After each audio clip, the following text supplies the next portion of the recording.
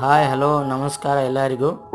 ಇಂದು ವಿಜಯಪುರ ನಗರದಲ್ಲಿ ಭಾರೀ ದಟ್ಟವಾದ ಮೋಡ ಕವಿದ ವಾತಾವರಣ ಇದ್ದು ಮಧ್ಯಾಹ್ನ ಅಥವಾ ಸಾಯಂಕಾಲ ನಂತರ ಭಾರೀ ಪ್ರಮಾಣದಿಂದ ಮಳೆ ಸುರಿಯುವ ಸಂಭವವಿದೆ ಎಂದು ಅಂದಾಜಿಸಲಾಗಿದೆ. ಹಾಗೆ ತಾವೆಲ್ಲರೂ ನನ್ನ ಮಾಹಿತಿ 24 ಯೂಟ್ಯೂಬ್ ಚಾನಲನ್ನು share, like, comment and subscribe ಮಾಡಿ.